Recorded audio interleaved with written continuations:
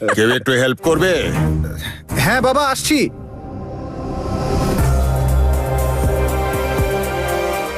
আয় আয় বীর আয়, হয়ে গেছে তোর বিরিয়ানি?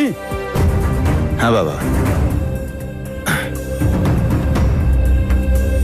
গুরপ্রীত, বসো বসো, হাত আর নিচে রাখো।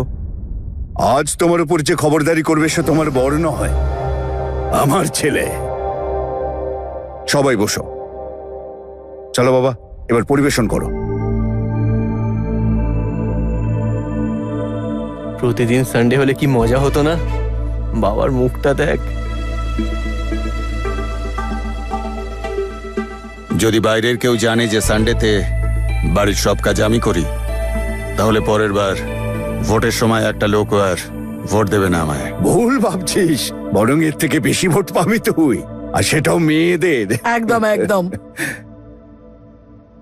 আমি বরং শাকটাই খাই।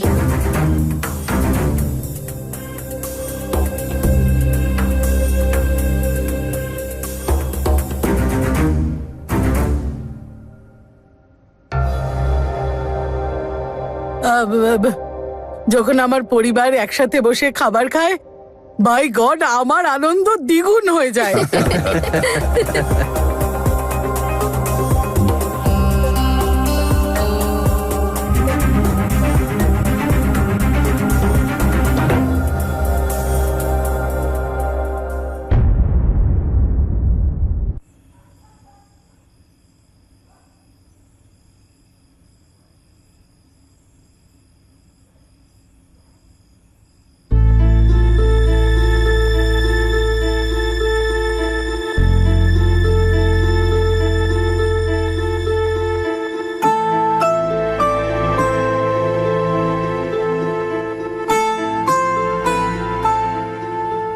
বাবা, জ্যাসমিন?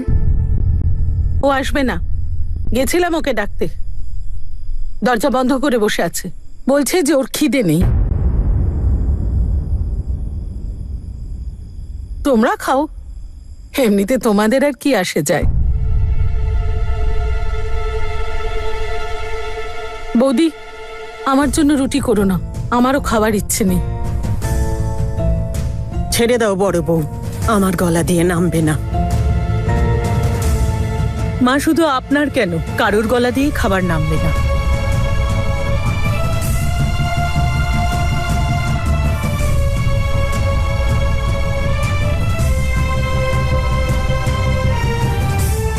চলে গেল না খেয়ে। এবার তুমি শান্তি পেলে তো? জ্যাসমিন, দরজা খোল। জ্যাসমিন, কি করছিস? জ্যাসমিন, আমি 3 পর্যন্ত গুনবো, যদি তার মধ্যে দরজা না খুলিস আমি দরজা সত্যি ভেঙে দেব। 1, 2, 3। জ্যাসমিন!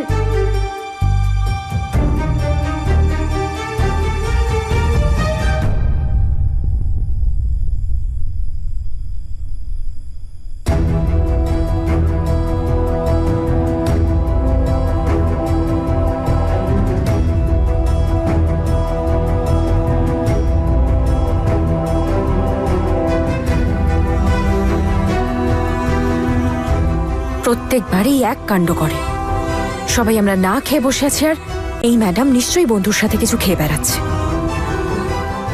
অবুঝ মেয়ে একটা। আরে রে রে, দারুণ, মনে হচ্ছে আঙুলটাই খেয়ে ফেলে। ওয়ার্ল্ডের বেস্ট শাক। Thank you.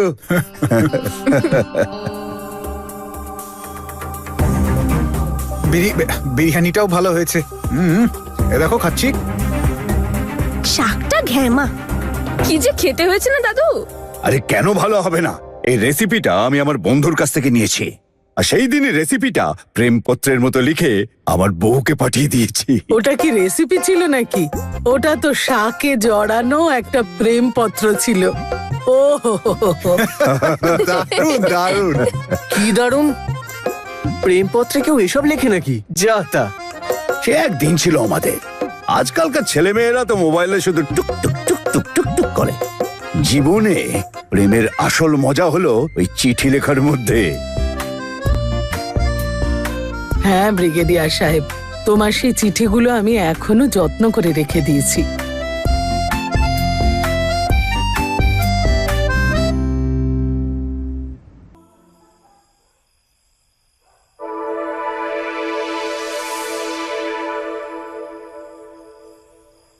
আরে না রে সিমি, তুই বুঝতে পারছিস না। আমি তনুকে কষ্ট দিতে চাই না, কিন্তু আমি তো এটাও বুঝতে পারি না যে ওকে ছাড়া আমি আমার লাইফে কি করব। ছোটবেলা থেকে আজ পর্যন্ত ওই তোমাকে সামলে এসেছে।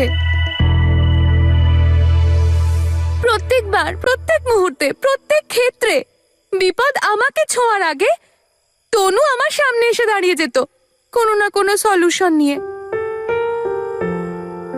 ও জীবনে অনেক কিছু ত্যাগ করেছে শুধু আমার খুশির জন্য।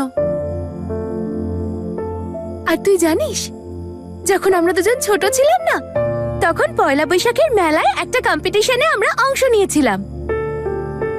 আর তুই জানিস ফার্স্ট প্রাইজ কি ছিল? একটা দারুণ দেখতে হেডফোন। ওই কম্পিটিশনে জেতার জন্য খুব প্র্যাকটিস করেছিলাম আমি, কিন্তু তার থেকেও বেশি ওই হেডফোনটার জন্য। কিন্তু কম্পিটিশন জিতেছিল তনু। ও ওই গিফটটা পেয়ে খুব খুশি হয়েছিল, কিন্তু ও যখন আমাকে দেখলো আমি কাঁদছি, তখনও বলল, এই নে জাসু, এটা তুই নিয়ে নে। আর তোর মনে আছে সে একবার যখন আমার ফেলু হয়ে গেছিল? আরে হ্যাঁ, তোর কি খারাপ অবস্থা হয়েছিল? পরের দিন তনুর ম্যাথের পেপার ছিল, তাও আবার 12 ক্লাসের। তনু আর বাবা যতক্ষণে ডাক্তারের কাছে পৌঁছলো, ততক্ষণে ওই ডাক্তার চণ্ডীগড়ের উদ্দেশ্যে রওনা হয়ে গেছিল। তারপর আবার কি? তনু দৌড়তে দৌড়তে গেছিল গুপ্তা আঙ্কেলের বাড়ি। গুপ্তা আঙ্কেলকে ওঠালো, ওনার গাড়িতে বসলো, আর অর্ধেক রাস্তা থেকে ওই ডাক্তারকে তুলে আমাদের বাড়ি নিয়ে এলো। বেচারি ঠিক করে পড়তেও পারেনি জানিস। সারা রাত আমার মাথার কাছে বসে সুখমান সাহিব পাঠ করছিল। আমার জামা কাপড়, আমার মেকআপ, আমার জুয়েলারি সব তো তনুই সিলেক্ট করে দেয় রে। আমি তো তনুকে ছাড়া কিচ্ছু করতে পারি না। জিরো আমি একটা বড় রসগোল্লা।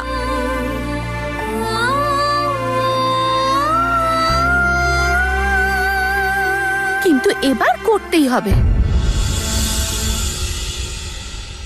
আমি যাবই বলে সিমি, আর একাই যাব।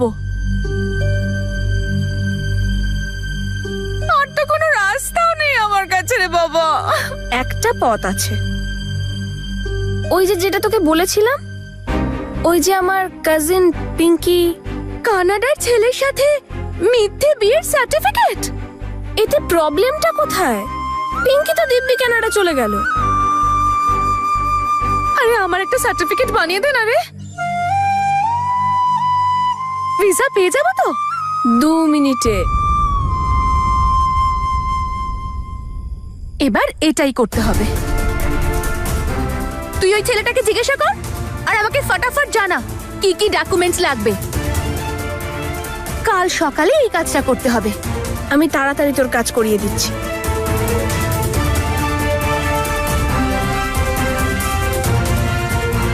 যখন স্বপ্ন পূরণের রাস্তা বন্ধ হয়ে যায়, তখন আমরা সেই সব করার জন্য প্রস্তুত হয়ে যাই যেটার মুশকিলই নয়, ভুলও।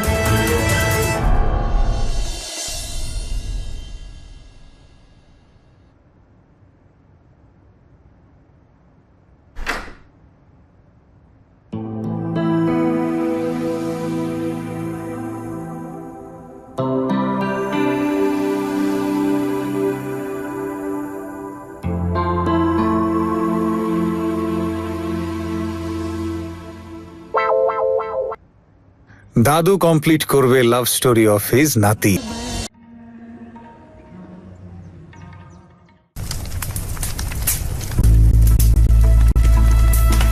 বুঝলে মা, খবরে লিখছে যে পাশে যে ব্রিজটা ছিল না, ওটা কাল রাতে ভেঙে গেছে। মা, এবারে শহরে যেতে অন্য রাস্তা ধরতে হবে। দাদা জল খাবার?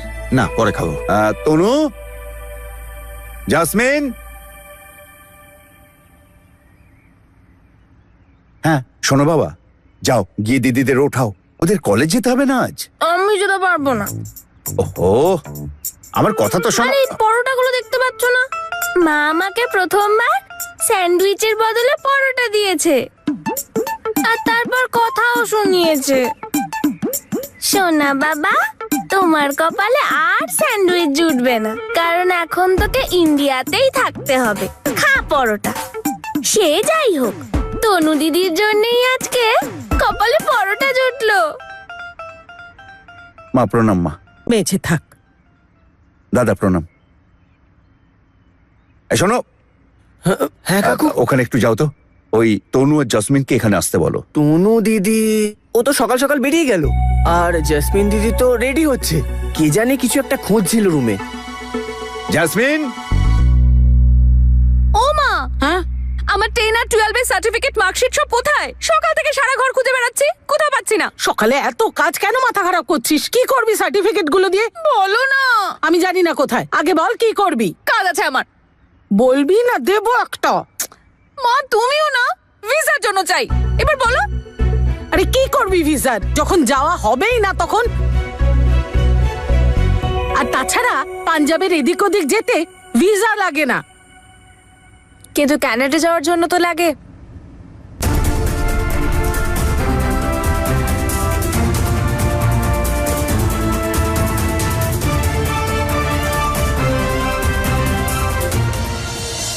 জেসমিন, আজ থেকে কলেজের পর 2 ঘন্টা তুই আমার সাথে প্র্যাকটিস করবি।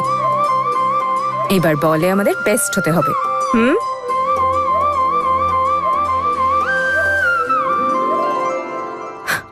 এদিকে আয়। আজকের পর থেকে ওই ফেক ম্যারেজের ট্র্যাপে তুই আর পা দিবি না। প্রমিস কর, কর প্রমিস। প্রমিস। আর আজকের পর থেকে তোকে যদি ওই সিমির সাথে আর দেখি না, তাহলে কানের গোড়ায় দেবো এক।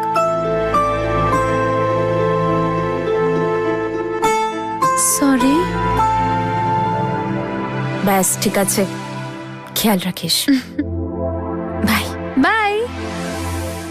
এবারে মেলবে আমাদের, এবারেই মেলবে আমাদের স্বপ্ননামা। ও মা, আরো একটা পরোটা দাও না। ও হ্যাঁ রে, কোনো পরোটা ফরোটা নয়, ছাড়। Your mother is making breading and jams. গুরু, 2টো পরোটা আনো তো। ঠিক আছে।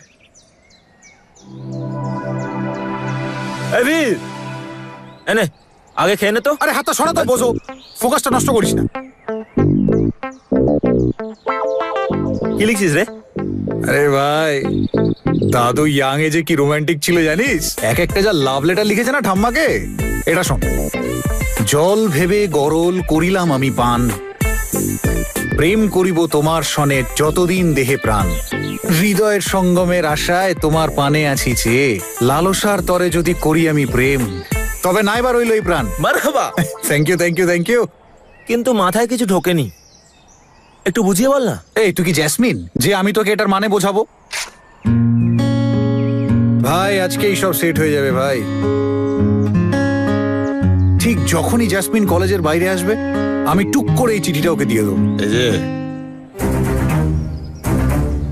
কি হচ্ছে?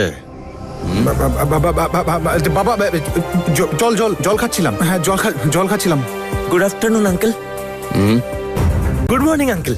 কানাডায় ঘুরে এসেছিস বলে ইংরেজি কবচাচ্ছিস? বড়দের যে পায়ে হাত দিয়ে প্রণাম করতে হয়, সব ভুলে গেছিস? নমস্কার কাকু।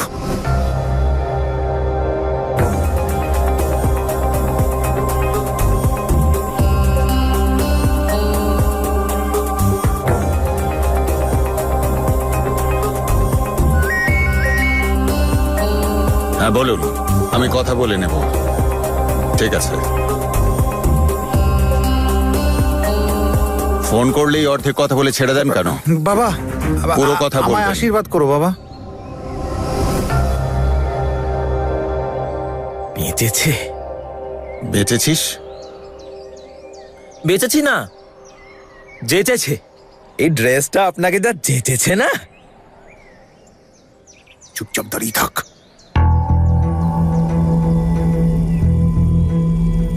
আচ্ছা আমি আসছি কাকু, আশীর্বাদ করুন। বাবা, আমাকেও আশীর্বাদ দাও। হ্যাঁ, কেন নয়? তোরও তো আশীর্বাদের প্রয়োজন। আজকাল জিততে যে ভুলে গেছিস। ও দাদা, বৌদি, ও, না ওটা তো এমনি একটা প্র্যাকটিস ম্যাচ ছিল। দেশের জন্য যারা খেলে তারা প্র্যাকটিস আর আসল ম্যাচের তফাৎ করে না, আর হেরে যাবার পরে বন্ধুদের সাথে পার্টিও করে না। জয়লাভ করাটাকে তোর শখ নয়, অভ্যেস তৈরি কর। ওদের সাথে মিশে কি হবে? ওরা তো কানাডার বাসিন্দা, চলে যাবে বাইরে। আমাদের তো এখানেই থাকতে হবে। নিজের কাজে মন দে।